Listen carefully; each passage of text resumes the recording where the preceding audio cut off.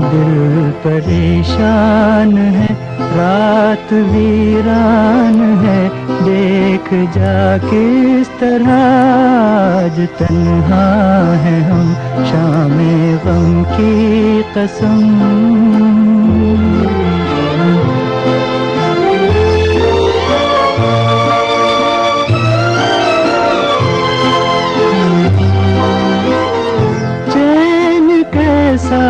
जो पहलू में तू ही नहीं, मार डाले न दर्द जुदाई कहीं। रुत हसी है तो क्या, चांदनी है तो क्या। Without much ado, we'd like to dive into this wonderful evening and thank you all for being here in such huge numbers. It really fills our heart with a lot of joy to see so many fans of Talat Mahmood. So Sahar, I'd like to begin by asking you, when people look at you and you are from a generation which is so far removed from Talat Mahmood to go over there as a singer, so what exactly got you into writing this book? As was just told to us, you related to him, but a lot of people do not make that connection. You have a long-standing career as a journalist yourself. So, how did this book come about? I'm sure there was a very organic process to it, so please describe that to us. Well, first of all, I was interested in his story as a journalist. So, the book is also an extension of my journalistic work, because it's not a work of fiction. It's non-fiction. Is the biography of a real person who lived and created such records for India. So it required a lot of research, a lot of verifying of facts, interviewing and meeting a lot of people, digging into history. And when I say digging into history, it meant digging into film history, India's film history, India's music history, but it was also about digging into family history. Of course, it's undeniable that I'm very strongly connected to him. I feel very close to him because he was my granduncle. I've grown up on his music. It has a very special place in my heart. He has a very special place in my heart. But for the book, for the biography, I would first and foremost call it an extension of my journalism. It's a journalistic work. And I got interested in it because it was such an iconic life. True. One thing which is very interesting and strikes us is that you have compared his life with the journey of the country from independence tense.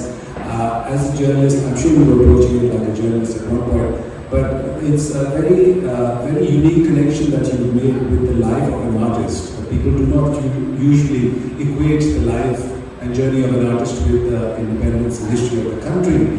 And that is really interesting. So could you throw some more light on how that came about? Was the process of discovery for you as your research went on there?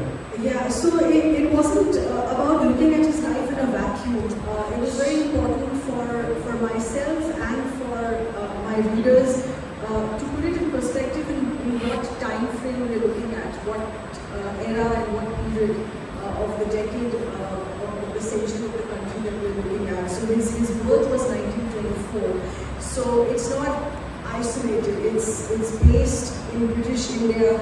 It explains what was happening in British India in 1924. When he grew up and got interested in music, which was of course as a very young boy then in the 1930s. What was Lucknow under British India at that time? What the family went through during partition, during independence, and post, of course, what it meant to establish a new country. And everyone connected emotionally or physically, literally in the freedom movement, or even emotionally had this feeling of creating something for independent India. So even if it was about artists, even if it was about actors and singers, it meant that they were creating a film industry, a music industry for a new country.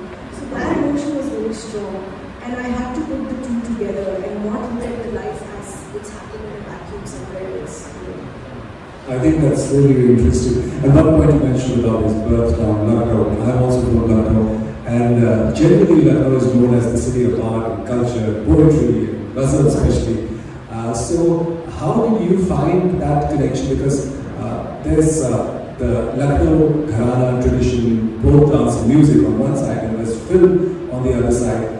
And not very often these two met, because film was something that old Lucknow families, like traditional families, looked down upon. So what was that connection? Was it a tough battle for him to sort of wage against his family to come into films? Yes, absolutely. This is a very traditional, conservative yet cultural Muslim family that we're talking about in British India. It was a very culturally engaged family in the sense that they would have mehfils of mushaira, poetry and music, ghazal writers at home in their courtyard. And they would call in the top artists of the time and promote. They were patrons of art in that sense. So in that sense, they were very encouraging of the arts. But for a family member to get involved commercially in the arts, अगर कोई घर का लड़का गायक बनना चाहता है, अगर शौक से गायकी कर रहा है तो ठीक है. But अगर उससे commercially कमा रहा है, if he's earning from it commercially, that was frowned upon. So yes, he had disagreements with his father. And his father's elder sister, who's mentioned in the book, her name is Mehnaka Begum. She was, for that time, the 1920s and 1930s, a very unimaginably firebrand woman. She didn't have the burqa, she was not conservative, she would meet and encourage the arts and have a lot of these mehfils at home. She was educated, she wrote in magazines, and so she had a different point of view for Talat Mahmood wanting to become an artist. So she told her brother that, Talat is a very sensitive child with a sensitive voice and he's different, and if he wants to get into the arts and he wants to get into singing professionally, so let him be, don't kind of stop him from doing that. So he was convinced because of his sister, who was Talat Mahmood's aunt. So she played a major role in Talat eventually entering the profession of music.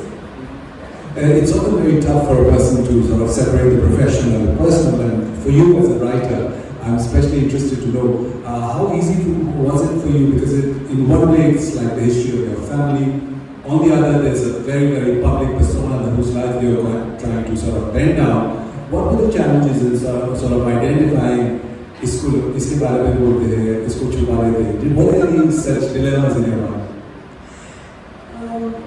There were some dilemmas on what to write and what not to write, but I've been a wicked journalist in that sense. I've written about everything. I've been very honest to the story. It comes by habit. I can't lie about a story.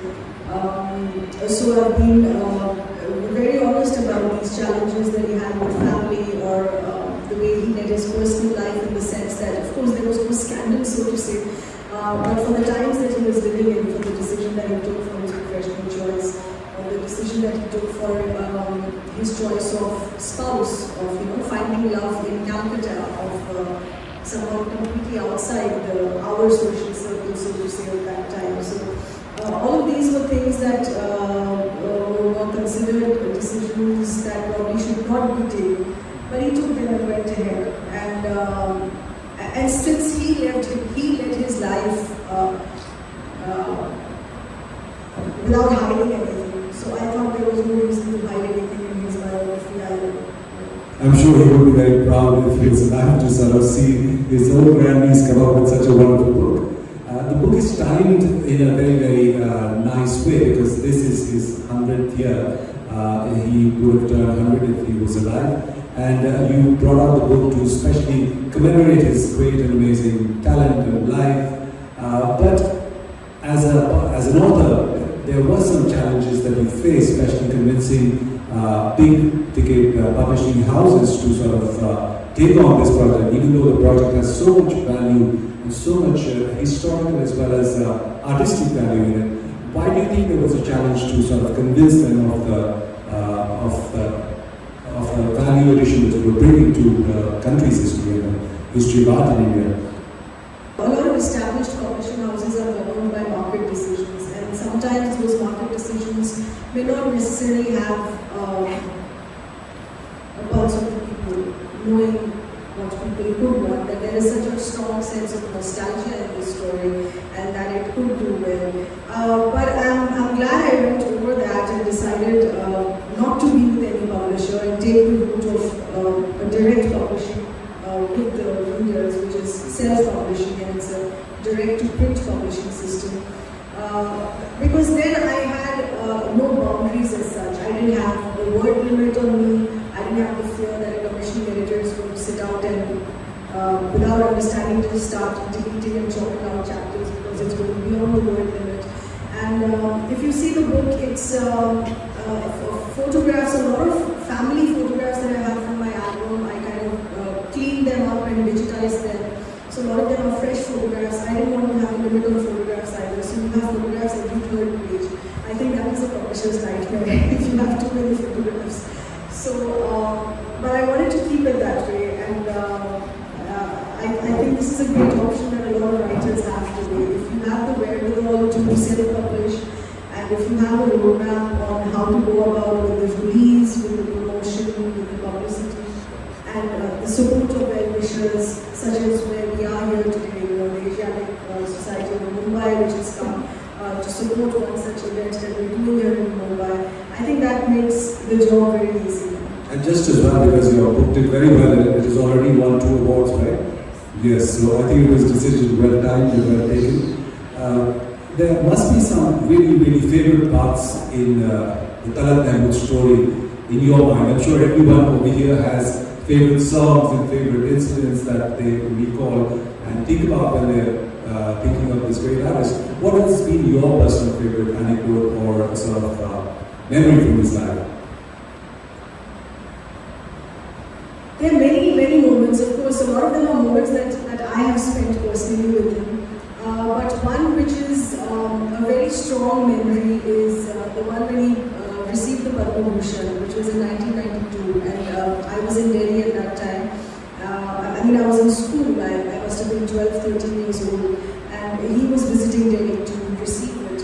And the evening after the Padma Bhushan, we spent time with him at his hotel, and that's a very memorable evening because at that time when I was a schoolgirl, I didn't think much of it, but when I was revisiting that memory while writing the book, I realized how phenomenal that moment was, because he was sitting and talking about the evening of what happened at the Rashtrapati Bhavan, or how he received the first fax next to his room in Bandra, the fax that came from the Home Ministry, that he's going to be getting the Padma Bhushan.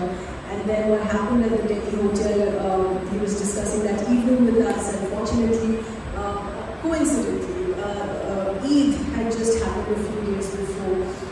The celebration of Eid then continued with the Padma Bhushan, and we had a great ice cream treat and kheer treat with him.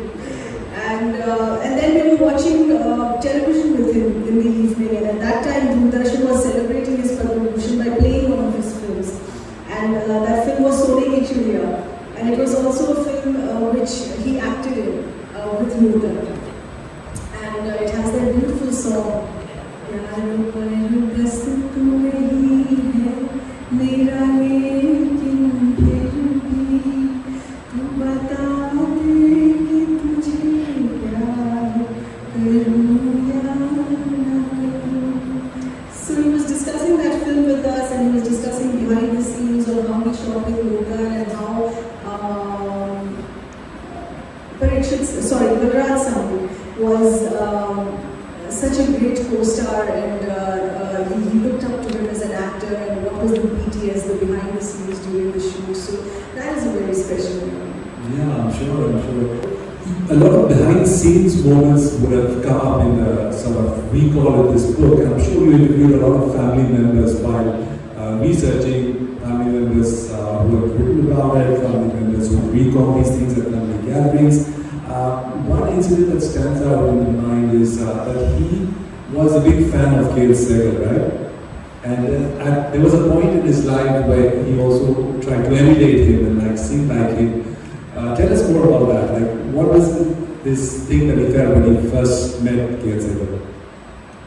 Well, anyone who grew up in British India was a huge fan of Dadasaheb. This was a giant in music that India had never seen before.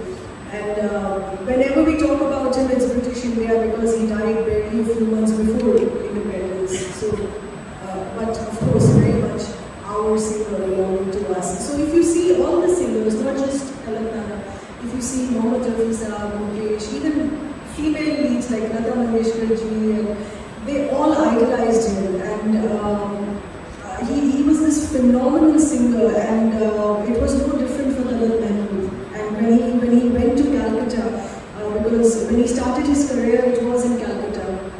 Because at that time in the 1940s, the showbiz industry used to be in Calcutta. It shifted to Bombay after independence. So when he went to Calcutta and he was recording for New Theatres, which was the same production that was signed up for Dadasaheb as well.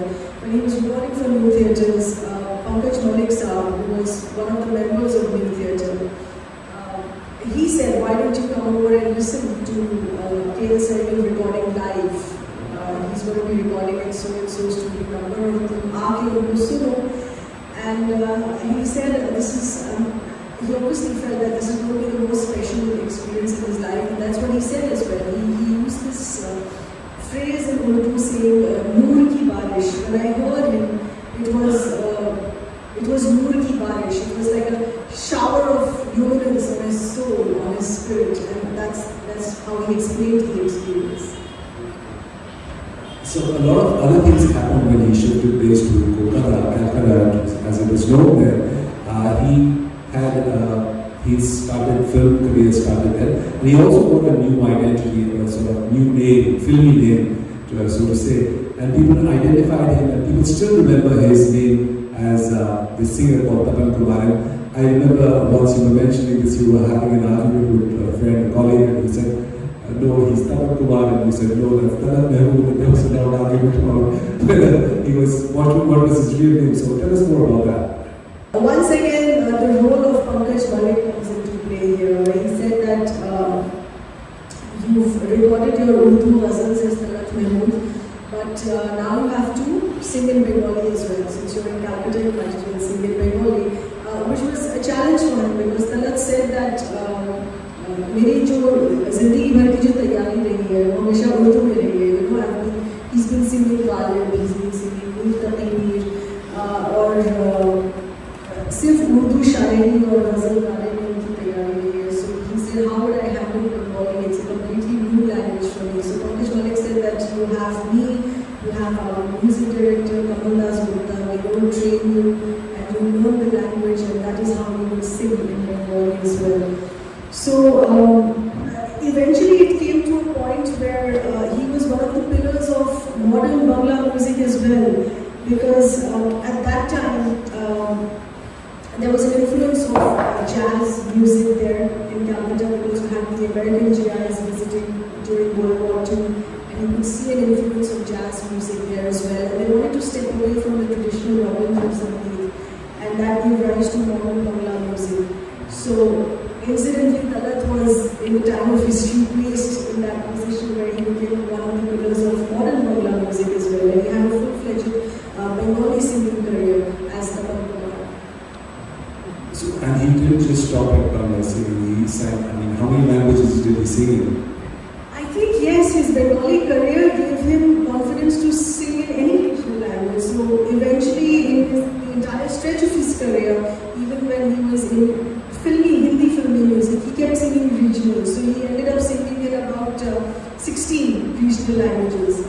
He sang in Marathi, in which he got the state government of Maharashtra award. And there is a quote by Dadasaheb about this. Yes, that's a very interesting incident, which is mentioned in the book as well. That Dadasaheb had called him to his house, and Talat Nana was wondering why am I being called, what has happened.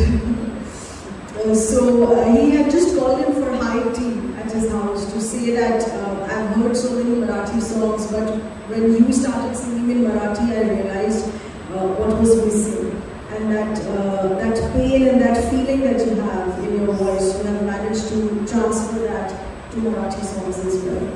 Amazing. I mean, that's a true compliment because he also understood his music. I mean, that was quite a sort of rasik of music in the arts. Yeah. So there is this thing that many people perhaps don't know, that success actually happened to Talat Mahmood very early in life. He was like very, very successful singer, both in the Bangla film industry and then maybe on the Hindi film industry. How did he sort of deal with that, like really big stardom very early in life? Calcutta was a dream run. He went and he was immediately successful. After independence, when the film industry was shifting and a lot of artists were also shifting to Bombay, he decided to shift to Bombay as well. The struggle started in Bombay, ironically. Even though he entered Bombay already as a successful name, and people knew him as Talat Mahmood, people knew him as Talat Kumar as well. But here somehow they didn't like his vibrato, the way the voice vibrates when he sings.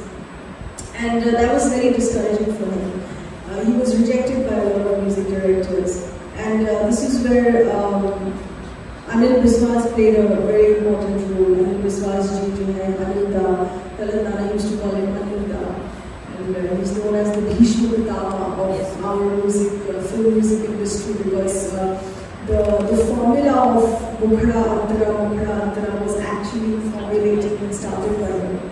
So he said, and I think because Anil Biswas ji was into using a large orchestra for his compositions. I mean, he used to have like 20-piece orchestra for his music, which was unheard of. So I guess because he was bent towards that large orchestra style, he liked the operatic quality that the vibrato gets in Talat's voice, which is why he supported that and he promoted that, and then that became his USP. So after he recorded that song with Dilip Kumar in the film Arsu, can you guess the song? This was from the film Arsu.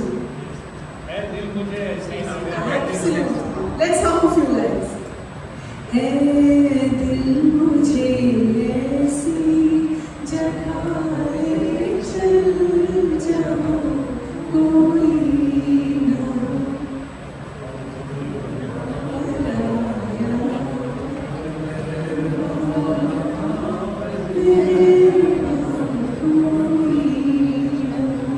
So this was the song, beautiful, thank you. So this was the song which was the blockbuster arrival of Talat in Bombay, and this was also the song which was the start of the Talat-Dilip partnership. Amazing. This voice quality that you mentioned, this vibrato, actually is what he's remembered for, and it was not immediately understood by a lot of people in the film industry because that was a different voice and it was different at so many various levels, and it was actually to the genius of Anil Biswas to recognize that beauty and power of the vibrato. Was he considered too soft for playback, or what was the general perception of his voice among directors and people? Well, right up the 1970s, he was considered perfect till the music started getting loud, till you had the influence of rock and roll. You talk about his legendary, really memorable association as the voice of Dilip Kumar, and he became the playback voice of this another legendary singer that was bursting out on the Indian film scene. How was that association? What was the relationship, off-screen relationship between Dilip Kumar and Talat Mahmood?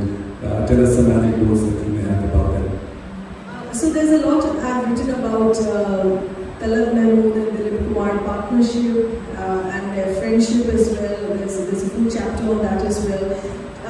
And it worked out very well because it was a voice that suited Dilip Kumar Saab's on-screen persona in the phase of his tragedy killing.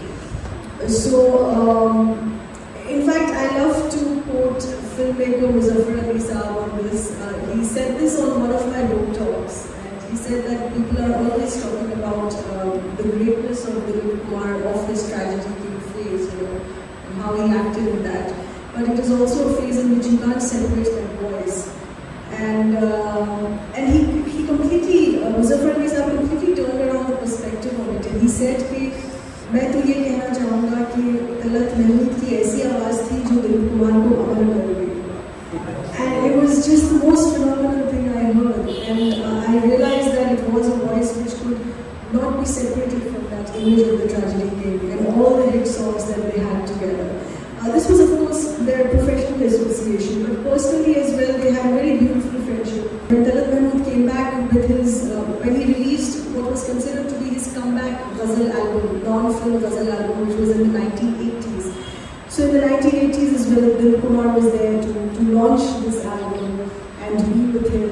And as a personal friendship, they were both very soft-spoken, they were interested in Urdu literature, they had similar tastes. Temperamentally, they were very similar. So it was a very long and deep friendship as well. Not much is known about Talat Mahmood, the actor, because he was essentially a very shy sort of person. But he did act in quite a few movies and did them with really biggest actors and actresses of his time. So why was he such a reluctant hero and film street persona? Why was he so reluctant? I don't know, this is something very strange because I've spoken to so many filmmakers and they say that, you know, whenever anyone wants to enter the film industry, the first thing that they want to do is be an actor. And if and when that doesn't work out, then they think of becoming a character actor or going behind the scenes and becoming a director or a producer. But in Talat Mahmood's case, he trained himself in life to be a singer, and his only conviction and mission in life was to be a singer. But because of his personality, I mean, he was very handsome looking, he was very charming and very good looking, and a lot of film directors said that, you know, when you shoot for your album covers, you photograph very well, and your female following is so huge. Singers who are behind the scenes, they don't have this kind of a female following. And you should act and come in front of the camera. So it's a very curious case on he was so reluctant and shy in front of the camera that he literally had to be pulled in front. And some directors insisted that you start acting. So the first film that he did in Bombay was called Dile Nadar. No, this was at Shama and Peace Cover. So it was a love triangle, yeah, in 1953, and there was a huge announcement in the papers. It's like, you know, it felt like, I mean, if to relate it in today's terms, like a Miss India contest where you advertise a form in the newspapers saying who wants to be Talat Mahmood's debut heroine. So that's how entries were filled, and that's how the final two were signed up to do this film. So the debut and the premiere of the film, the red carpet, was very starry, and he had his friends Dilip Kumar, Shamil Kapoor, Devanansa, everyone coming in to support his debut film as an actor. But the film didn't do very well in the box office. But his presence on camera was established. People liked him a lot, even though he was very shy. If you notice, if you see that film on YouTube today, you can see he's very, very reluctant, stiff and shy. But later on, he got comfortable. Of course, he ended up doing 13 films. So his co-stars were Nutan, Mala Sinha, Suraya. Suraya, of course, he had a silver jubilee hit as well, which was the film Bias, in which you have that song Rahi Matwale.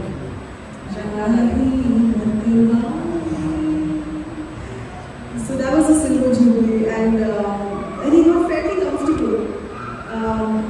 But I think that reluctance always stayed at the back of his head. So after 13 films, he just quit again. Who was his favorite female co-stars? I mean, we mostly know that he had a very scandal-free life, but I'm sure there were good friendships that he shared with a lot of co-actresses. He had like a family friendship with Mala Sinha ji. They were family friends. She got along very well with his wife and the husband, and the families would hang out together. With Suraya, it was a very special friendship. He was personally extremely fond of her, and they would often flirt with each other. And there's one that's mentioned in the book in which he speaks about himself as well. That with Suraya, they were shooting a scene जिसमें वो साथ फेरे शादी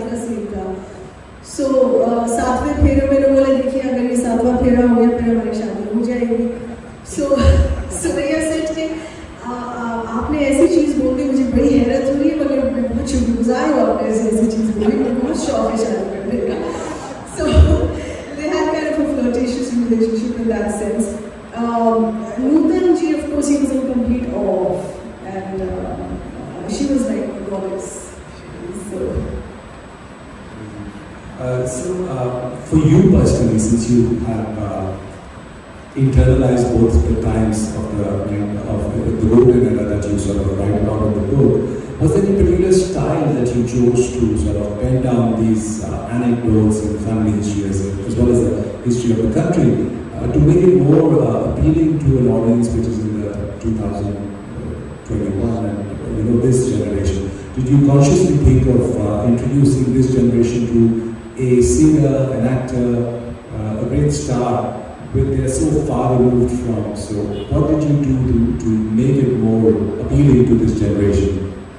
Well, the writing style, because I'm from television and my style of writing has been very chatty, very conversational. So I made sure that it's a conversation style in the book as well. So when you read the book, it's like a conversation that you're having with the writer when I'm retelling a story, and it's a fairly easy and direct language.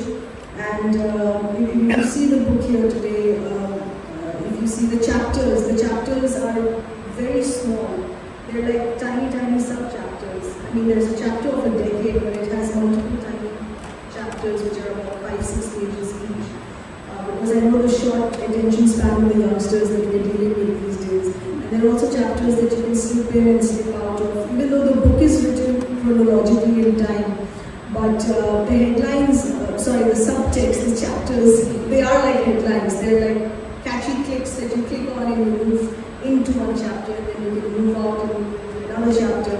No, that is very, amazing, because you used your television experience to sort of tell a story in a way and format that's understood by a lot of people, especially people of this time.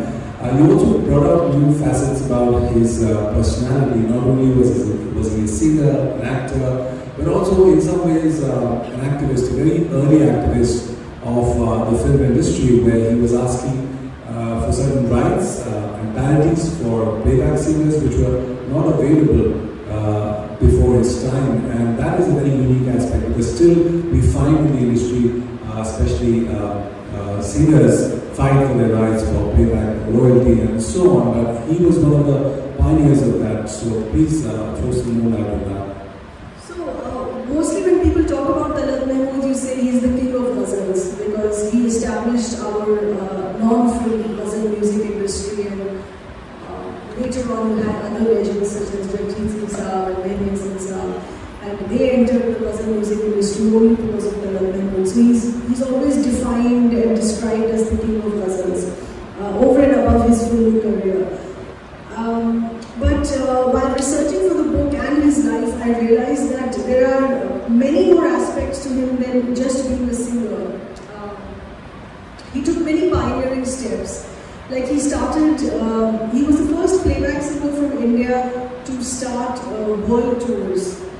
He started global concerts, and he did that in 1956, which was at the peak of his career, the thick of his shoots and music recordings. But he was very aware of the fact that he's heard about the demand of film music, Urdu ghazals outside, and he must go and tap that market, and he must go and sing for his fans over there. So he did his first world concert in 1956, and he went to East Africa.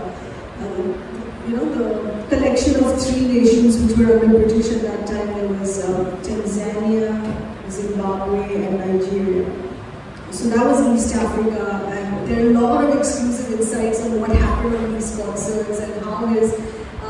Fortunately, I got in touch with his concert manager, and he's still around, mashallah. He's about 93 years old. He stays here in Bandra, and he remembered everything, and he explained to me what kind of response and reception Talat got in East Africa, and how everyone crowded up and he was mobbed, and His train used to be stopped midway because people would say, why aren't you performing in my town?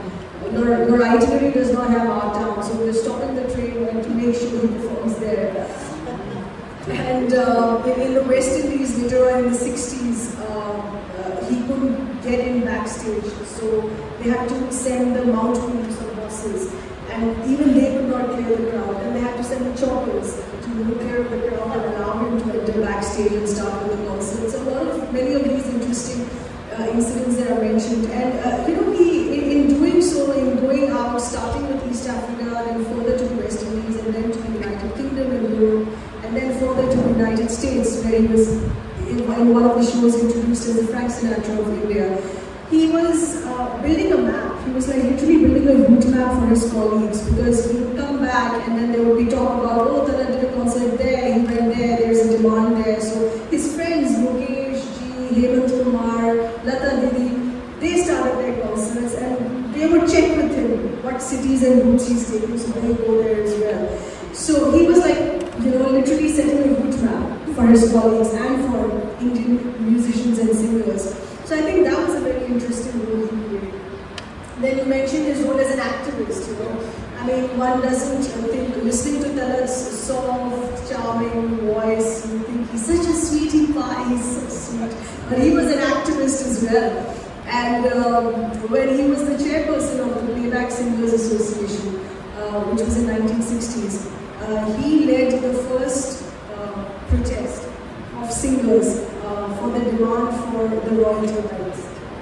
So Lata Mangeshkar, in her personal capacity, was the first to raise the issue, but she raised it for her songs, But when Talat took charge as the chairperson of the association, he raised it for the entire industry. So that's when his friends Lata Didi, Mukesh Ji joined hands. They became part of this protest. Then you had Mohammad Rafi Saab, Asha Kai also coming to become part of this protest for the royalty battle.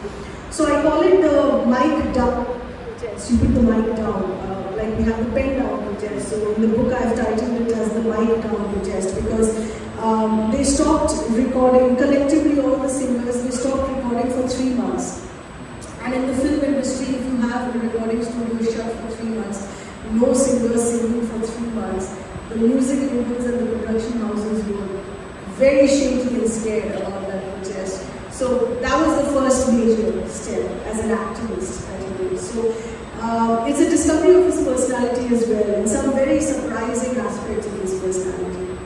And also a very contemporary sort of thinker who would say that, rights equal rights, and parity and payments and everything. And these are topics which are still very current in the industry. These are burning issues today, like you have Samra, which is known as the Society of Royalty Rights, which is now extended to lyricists as well. So these are burning issues even today. There is also a famous incident where he performed for the Prime Minister, the first Prime Minister, Nehru. What was the occasion and what brought him there?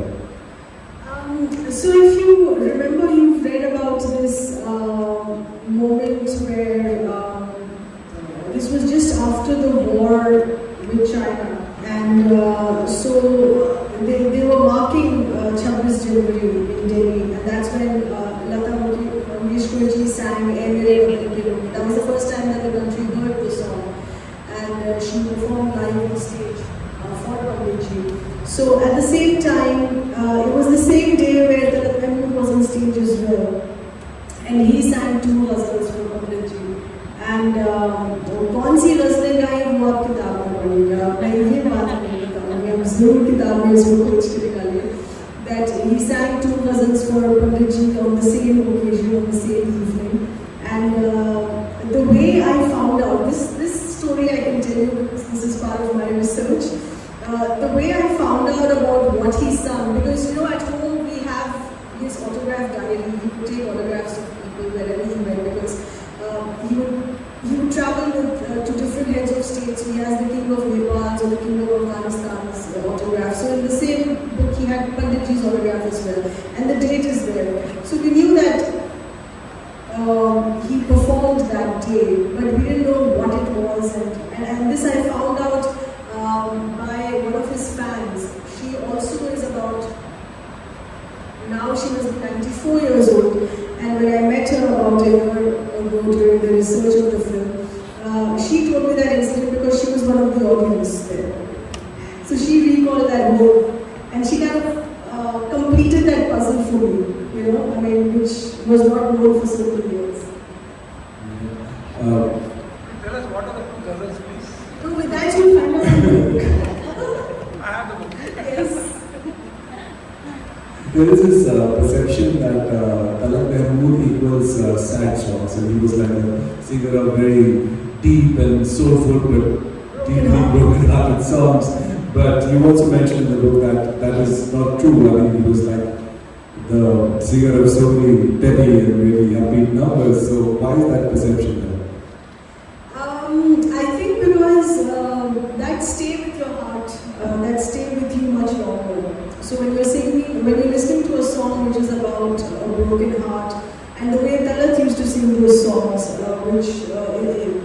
in which you could hear the pain in the voice, which was very soft and very sad. You really empathize with that emotion when he sang them. So that stayed with you much longer and much deeper. So that's why people think that he didn't sing any happy songs, because the memory of what stays longer with you is a lasting memory.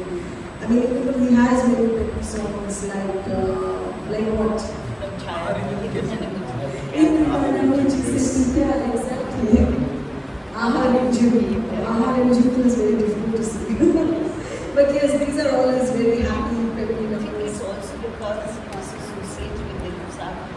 Yes, I think the tragedy king is also played in the Must movie. have contributed. Yes. He was the voice of the tragedy king, and that is why the association sort of lasted. And then because of his ghazals, so ghazals also kind of take into that sentiment. Yeah.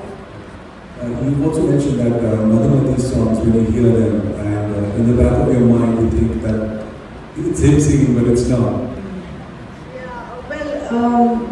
Well, that's because for the longest time in my family, we knew that the songs of Madhumati were actually for him. He was signed up for Madhumati. They're of course all Mukesh songs, but actually the whole album was Talat's album, because he was Dilip Kumar's voice, and yes, he was singing Chaudhary and Bimal were wanted for Dilip Kumar at that time. But his friend Mukesh ji at that time was going through a very tough time. Like, you know, in every artist there are fluctuations. Sometimes you get a lot, sometimes you don't. So it's very normal to have these fluctuations. So Mukesh ji at that time was in a very tough spot, and he wasn't getting work. So Talat Mahmood told his friend Dilip Kumar, and he made Bimal the old boy, explained to him as well that I want you to give not just one song, but you give the entire album to Mukesh. Because he needs it right now.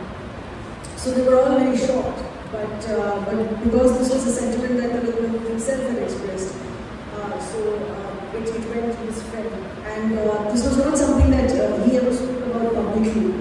And we always knew about it at home, and no one else spoke about it publicly. But a few years ago, Bimal Roy's daughter, she wrote a special book on 50 years of Madhumati. It was the 50th anniversary of the film. So she mentioned it in the book. So after she went public about it, I felt more comfortable going public about it as well. So even I mentioned it in the book. So it was something that was known in the family, but like not known widely. At this time, we'd like to sort of have questions from the audience, because Sarah's here and she's researched and she's full of she's sitting on the trove of information about this amazing singer who regaled us with his beautiful voice and song. So please feel free to put up your questions and ask it directly. Yes.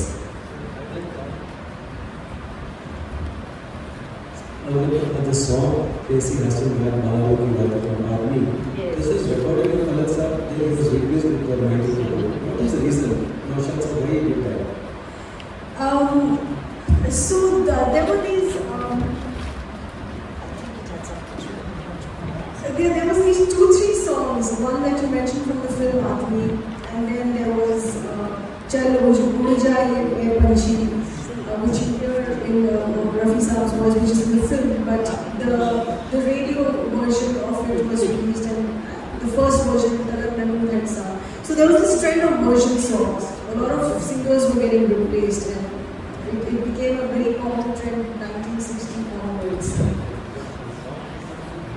Yes, yes. There were the demands of the time, the demands of the actor. You know, sometimes the producer had a different demand. The actors preferred a different voice. So this happened, of course, twice, that he recorded songs with Naushad Sahab and they were changed. A lot of it is mentioned. You'll find the answer of that in the book as well. That this is mentioned in the book, and I haven't shied away from talking about it because it was a bitter experience. Undoubtedly, it was a bitter experience, and I've written about it in the book. Even for the film Zaman, you have Pilvaisha.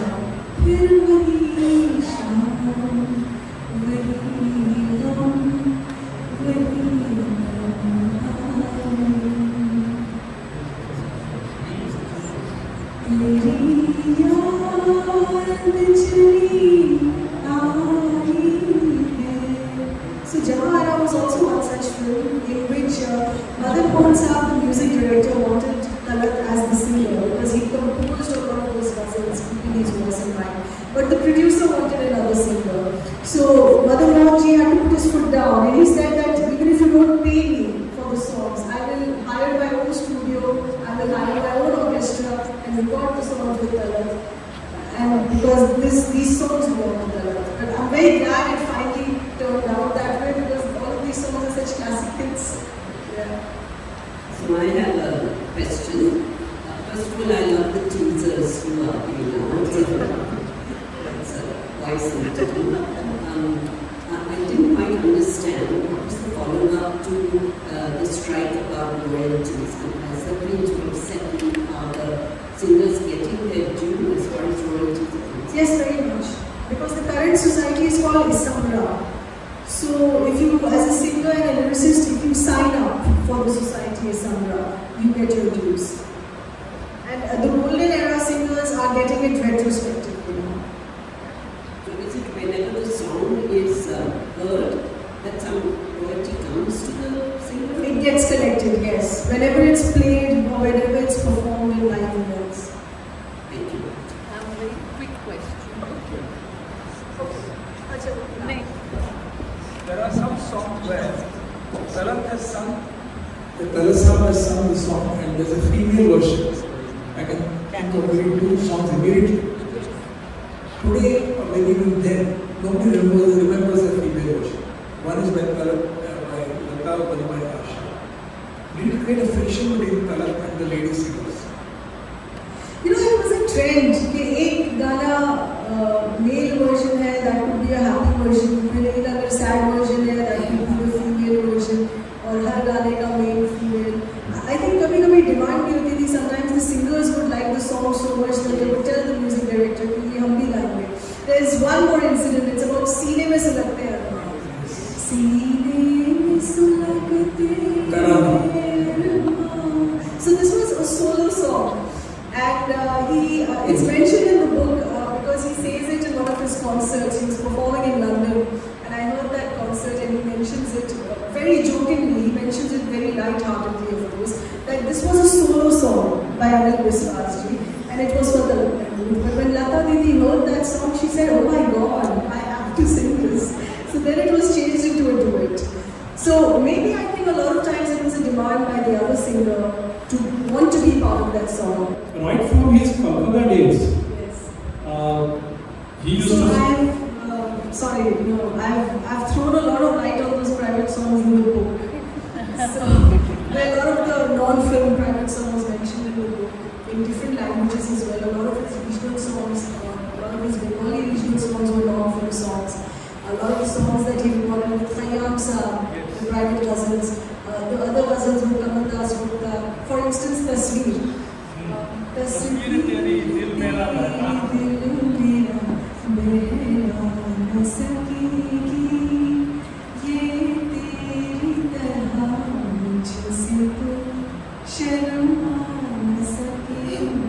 So there's a lot written about Tasveer on how the recording was done, what happened behind the scenes. There's a lot written about the private ghazals with Khayyam Sahab, like कौन कहता है तुझे मैंने भुला रखा है, एक तेरे गम को कलेजे से लगा रखा है. What a beautiful verse. और मेरा प्यार मुझे लौटा दो। मैं जीवन में उलझ गया हूँ, तुम जीना सिखा दो। So you will find a lot of them in the book. रो रो बीता जीवन सारा।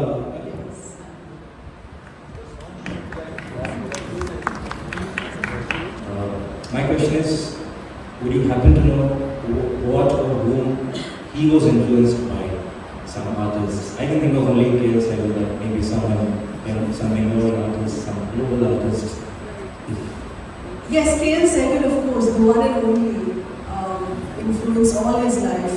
In fact, if you listen to some of his earlier songs, you can sense a very strong influence of Sahar. You have that nasal tone. There's this song called Sabadin Ek Zaman Nahi Tha. So if you listen to that on YouTube, you will realize that there's an influence of Sahar. Then of course he left it behind and he had to find his own signature style.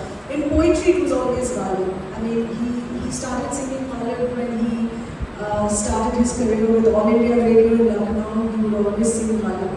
And then eventually, even in the films, there was a film Mirza Ghalib with Suraya, in which he had some villain Mujhe Kya Hua. So in poetry, of course, Ghalib was his favorite and biggest influence. And in singing, it was Sahar.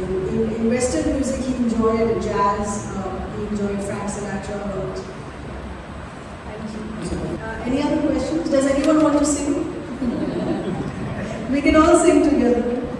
Do you want to play video 3? That's just a recap. Maybe then. Just before that, one just different angle of Mahmood. So he sang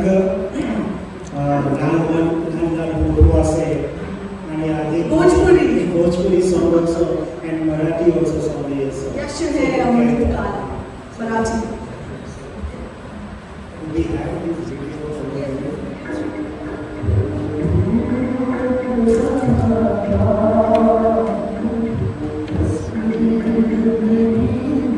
Everyone can sing together.